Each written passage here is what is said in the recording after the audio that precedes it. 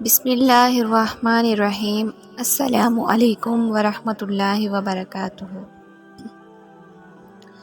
محترم ناظرین، جب ابراہیم علیہ السلام نے اپنے چچا آزر اور اپنی قوم کو کہا کہ تم کس کی پوجا کرتے ہو، کیا بہتان سے اللہ کے بغیر اور خدا چاہتے ہو، تو تمہارا کیا گمان ہے رب العالمین پر، یعنی جب تم اس کے سوا دوسروں کو پوجو گے تو کیا وہ تمہیں بے عذاب چھوڑ دے گا؟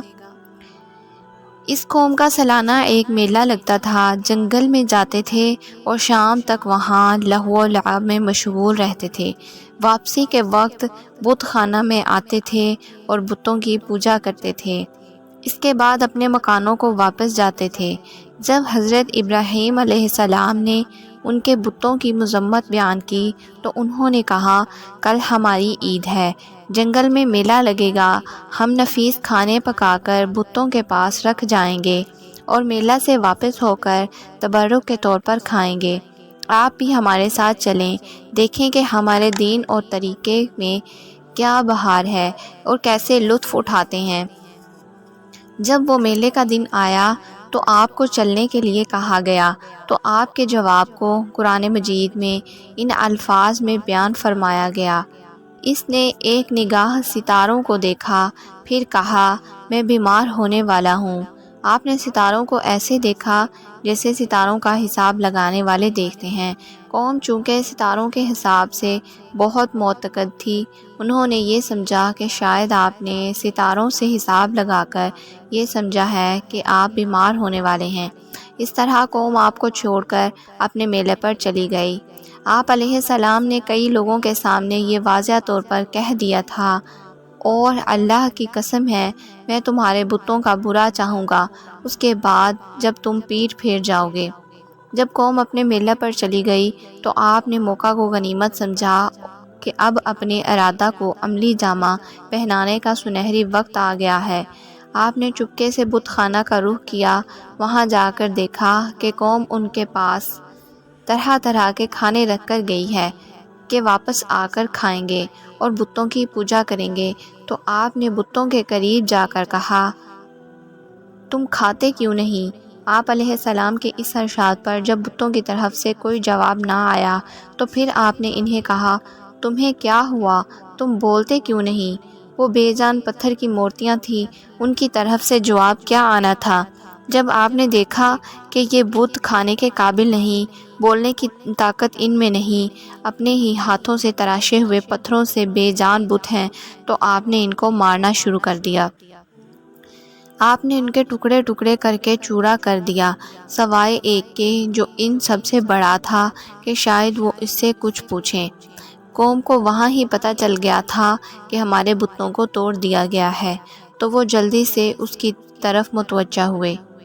انہوں نے کہا، کس نے ہمارے خداؤں کے ساتھ یہ کام کیا؟ بے شک وہ ظالم ہے۔ ان میں سے کچھ بولے، ہم نے ایک جوان کو انہیں برا کہتے سنا ہے جسے ابراہیم کہتے ہیں۔ وہ کہنے لگے، تو اسے لوگوں کے سامنے لاؤ، شاید وہ گواہی دیں۔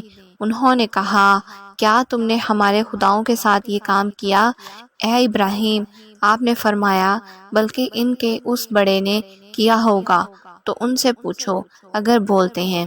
تو انہوں نے اپنے نفسوں کی طرف رجوع کیا اور بولے، بے شک تم ہی ظالم ہو۔ پھر اپنے سروں کے بل گرے کہ تمہیں خوب معلوم ہے یہ بولتے نہیں۔ تو آپ نے فرمایا کہ اللہ کے سوا ایسے کو پوجتے ہو جو نہ تمہیں نفع دے اور نہ نقصان پہنچائے۔ حضرت ابراہیم علیہ السلام نے تمام بتوں کو توڑ پھوڑ کر چکنا چور کر دیا سوائے بڑے بت کے۔ آپ نے بسولہ اس کے کندھے پر رکھ دیا۔ جب قوم کے لوگ واپس آئے تو کہنے لگے، ہمارے خداؤں کو کس نے توڑ دیا ہے؟ کیسے بے عقل لوگ تھے جن کو ابھی تک یہ سمجھ نہیں آ رہا تھا کہ جو بت اپنے آپ کو نہیں بچا سکے وہ ہماری کیا امداد کریں گے۔ ان کے اس سوال پر کہ ہمارے خداؤں سے یہ سلوک کس نے کیا، ان لوگوں نے بتایا جن کے سامنے ابراہیم علیہ السلام نے کہا تھا کہ میں تمہارے خداؤں کو سے کچھ نہ کچھ برا سلوک ضرور کروں گا، کہ یہ کام ابراہیم نے ہی کیا ہوگا، کیونکہ وہ ہمارے خداؤں کی برائیاں بیان کرتا تھا۔ اب وہ کہنے لگے کہ ابراہیم کو سامنے لاؤ۔ تاکہ اس پر گواہیاں قائم کر کے مقدمہ کیا جا سکے۔ جب ابراہیم علیہ السلام کو لایا گیا، آپ سے پوچھا گیا کہ یہ کام تم نے کیا ہے، تو آپ نے فرمایا کہ بسولہ تمہارے بڑے بت کے کندھے پر ہے، اسی نے کیا ہوگا، اپنے ان خداؤں سے ہی پوچھ لو، اگر یہ بولتے ہیں تو بتائیں گے۔ آپ کے اس حکیمانہ جواب پر کچھ دیر کے لیے تو وہ سوچنے لگے کہ ابراہیم حق پر ہیں اور ہم ہی بے وقوف ہیں کہ ایسے خداؤں کی پوجا کر رہے ہیں جو اپنے آپ کو نہیں بچا سکے۔ یہ حقیقت ہے کہ ہم اس معاملہ میں اپنے آپ پر ظلم کر رہے ہیں۔ لیکن کچھ دیر بعد ان پر پھر بدبختی سوار ہو گئی، کہنے لگے ہم ان سے پوچھیں، یہ تو بولتے ہی نہیں۔ اس طرح وہ اپنی گمراہی پر قائم رہے۔ بتوں کو توڑنے پر ابراہیم علیہ السلام کو سزا دی گئی۔ ابراہیم علیہ السلام نے جب کفار کے بناوٹی خداؤں کو تباہ کر دیا اور دلائل میں بھی ان پر غلبہ حاصل کر لیا تو انہوں نے آپ سے انتقام لینے کا فیصلہ کر لیا اور سب سزاؤں سے سخت سزا تجویز کی، یعنی یہ کہ آپ کو آگ میں جلا دیا جائے۔ حالانکہ آگ کا عذاب صرف اللہ تعالیٰ دے سکتا ہے، بندے کے لیے جائز نہیں کہ کسی کو آگ کا عذاب دے، لیکن نمرود اور اس کی قوم نے آپ کو جلانے کی سزا دی۔ اللہ تعالیٰ نے اس کا ذکر فرمایا، وہ کہنے لگے کہ اس کے لیے ایک عمارت بناؤ، پھر اسے بھڑکتی آگ میں ڈال دو، یعنی ارد گرد بہت بڑی دیوار بنا کر اس کے درمیان آگ جلا کر ابراہیم کو اس میں ڈال دو۔ بولے اس کو جلا دو اور اپنے خداؤں کی مدد کرو اگر تمہیں کرنا ہے۔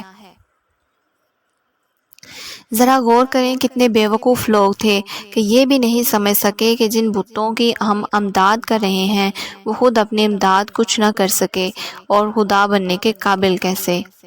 ابراہیم علیہ السلام کو آگ میں ڈالا گیا۔ آپ کو آگ میں ڈالنے کے لیے جو چار دیواری بنائی گئی، اس کی مقدار حضرت ابن عباس نے بیان فرمائی کہ اس کی بلندی 30 ذراع اور چوڑائی 20 ذراع اور طول 30 ذراع۔ آگ میں ڈالنے کا مشورہ دینے والے حضرت مجاہد کہتے ہیں کہ حضرت عبداللہ بن عمر رضی اللہ عنہ نے فرمایا، اے مجاہد، تمہیں کیا معلوم کہ ابراہیم کو جلانے کا سب سے پہلے مشورہ کس نے دیا؟ میں نے کہا مجھے تو علم نہیں۔ آپ نے فرمایا وہ فارس کے دیہات میں رہنے والا شخص تھا جس کا نام اقراد تھا، اس شخص کو اللہ تعالیٰ نے زمین میں دھنسا دیا اور قیامت تک دھنستا جلا جائے گا۔ آپ کو آگ میں جلانے سے پہلے قید کر دیا گیا۔ انہوں نے پھر آگ جلانے کے لیے چار دیواری باڑہ کی طرح بنانی شروع کر دی۔ جب باڑہ تیار ہو گیا تو پھر لکڑیاں جمع کرنی شروع کر دیں۔ ہر قسم کی لکڑیاں 40 دن تک وہ لوگ جمع کرتے رہے، یہاں تک کہ اگر کوئی بوڑھی عورت بیمار ہو جاتی تو وہ بھی کہتی کہ اگر مجھے اس بیماری میں شفا حاصل ہو گئی تو میں بھی ابراہیم کو جلانے کے لیے لکڑیاں لاؤں گی۔ جب تمام لوگوں نے مل کر 40 دن تک محنت کر کے کثیر مقدار میں لکڑیاں جمع کر لی تو آگ جلا دی گئی۔ آگ کے شعلے آسمان سے باتیں کرنے لگے۔ اتنی عظیم اور شدید آگ تھی کہ اس کے اوپر سے فضا میں کوئی بھی پرندہ نہیں اڑ سکتا تھا۔ آگ میں ڈالنے کے لیے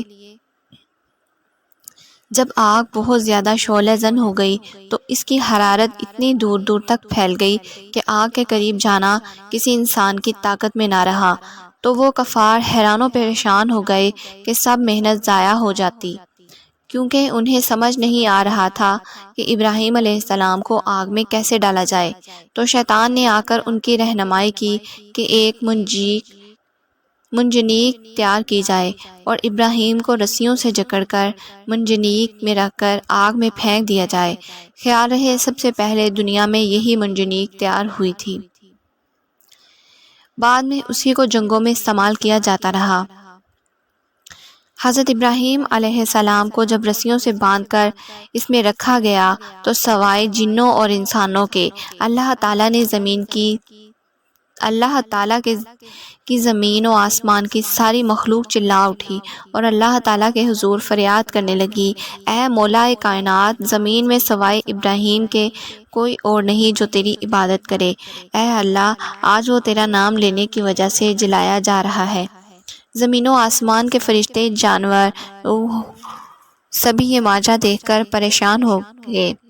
رب تعالیٰ کی حکمت سے بے خبر تھے، سوچ رہے تھے کہ اب کیا ہوگا، اللہ کا نام لینے والا تو آج جل جائے گا، اب زمین میں اللہ کی عبادت کرنے والا کون ہوگا؟ محترم ناظرین، زمین و آسمان کے فرشتوں نے اللہ تعالیٰ کے حضور عرض کی، اے اللہ، ہمیں اجازت فرما کہ ہم ابراہیم علیہ السلام کی مدد کریں۔ اللہ تعالیٰ نے انہیں اجازت عطا فرما دی کہ اگر وہ تم سے امداد حاصل کرنا چاہتے ہیں تو تم ان کی امداد کرو، اور اگر وہ میرے بغیر کسی اور سے امداد حاصل نہیں کرتے تو میں انہیں زیادہ جانتا ہوں، میں ہی ان کا ولی ہوں، ان کا معاملہ مجھ پر ہی چھوڑ دو، بے شک وہ میرے خلیل ہیں۔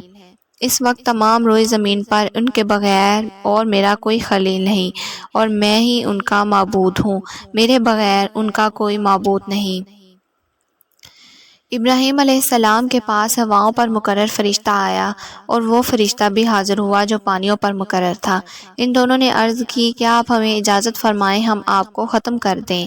آپ نے فرمایا، مجھے تمہاری امداد کی ضرورت نہیں، میرے لیے میرا اللہ ہی کافی ہے، وہی بہتر کارساز ہے۔ آپ کے پاس جبرائیل علیہ السلام آئے اور عرض کی، کیا میں آپ کی مدد کروں؟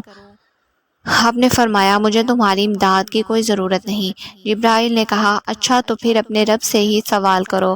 تو آپ نے فرمایا، وہ میرے حال کو جانتا ہے، سوال کے بغیر ہی مجھے کافی ہے۔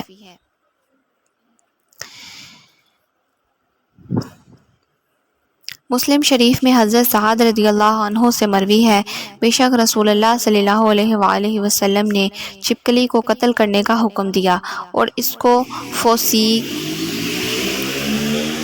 بری چیز کے نام سے تعبیر فرمایا۔ ایک اور روایت میں ہے کہ چھپکلی کو پہلی ہی ضرب سے قتل کرنے میں زیادہ ثواب ہے، اور دوسری ضرب سے قتل کرنے میں کم ثواب ہے، اور تیسری ضرب سے قتل کرنے کا ثواب اس سے کم ہے۔ ابراہیم علیہ السلام نے فرشتوں سے امداد لینے سے انکار کر دیا، اللہ تعالیٰ سے بھی سوال نہ کیا کہ آگ میں جانے سے پہلے ہی مجھے بچا لے، بس صرف ایک بات مد نظر تھی کہ رب تعالیٰ جس پر راضی ہے میں بھی اسی پر راضی ہوں۔ کافروں نے جب آپ کو باندھ کر منجنیق میں رکھ کر آگ میں ڈالنا چاہا تو آپ نے یہ الفاظ مبارکہ پڑھے، تیرے بغیر کوئی معبود نہیں، تیری ذات پاک ہے، سب تعریفیں تیرے ہی لیے ہیں، سب چیزیں تیری ہی ملک میں ہیں، تیرا کوئی شریک نہیں۔ حضرت ابراہیم علیہ السلام آگ میں 50 یا 40 دن رہے۔ حضرت ابراہیم علیہ السلام فرماتے ہیں، آگ میں رہنے کے دنوں میں جتنا خوش رہا اور میں نے عیش و عشرت کی، اتنی پوری زندگی میں مجھے عیش حاصل نہ ہو سکی۔ اللہ تعالیٰ نے سایہ پر مقرر فرشتہ کو ابراہیم علیہ السلام کی ہی شکل میں ان پر بھیجا کہ وہ آپ کے پاس بیٹھے تاکہ وہ اس سے انس حاصل کر لیں، اکیلے ہونے کی وجہ سے آپ کو کوئی پریشانی نہ ہوگی۔ آپ کے پاس جبرائیل علیہ السلام جنت میں سے ایک ریشمی قمیص لائے اور کہا، اے ابراہیم، بے شک آپ کو رب کہتا ہے، کیا آپ کو معلوم نہیں کہ میرے محبوبوں کو آگ نقصان نہیں پہنچا سکتی؟ نمرود نے اپنے محل کی بلندی سے دیکھا تو ابراہیم کو ایک باغ میں بیٹھے ہوئے پایا، اور ایک شخص کو بھی آپ کے پاس بیٹھے ہوئے دیکھا، اور آپ کے ارد گرد لکڑیوں کو جلتے ہوئے، آگ کے شعلے بھڑکتے ہوئے دیکھ کر آپ کو پکارنے لگا، اے ابراہیم، کیا تم آگ سے نکل سکتے ہو؟ آپ نے فرمایا، ہاں نکل سکتا ہوں۔ اس نے کہا، اٹھو اور نکل آؤ۔ ممکن ہے اس نے یہ سمجھا ہوگا کہ جب نکلیں گے تو باہر جلتی ہوئی آگ سے گزریں گے تو جل جائیں گے۔ ابراہیم علیہ السلام اٹھے اور چلتے چلتے آگ سے نکل آئے۔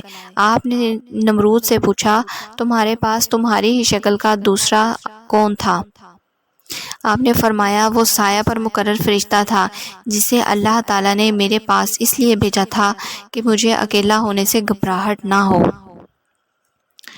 نمرود نے کہا جب میں نے تمہارے رب کی عزت و قدرت کو دیکھا تو میں نے نظر مانی کہ میں تمہارے رب کا قرب حاصل کرنے کے لیے قربانی کروں گا، اس لیے میں تمہارے رب کے حضور 4000 گائے کی قربانی پیش کر رہا ہوں۔ ابراہیم نے فرمایا جب تک تم اپنے دین پر قائم ہو اس وقت تک اللہ تعالیٰ تمہاری قربانی کو قبول نہیں کرے گا۔ اس نے کہا میں اپنی بادشاہی کو تو نہیں چھوڑ سکتا، البتہ قربانی ضرور کروں گا۔ اس نے اپنی نظر کے مطابق 4000 گائیں ذبح کر دیں اور آئندہ حضرت ابراہیم کو سزا نہ دینے کا ارادہ کر لیا، البتہ وہ اپنے کفر پر ہی قائم رہا، ایمان اس کو نصیب نہ ہو سکا۔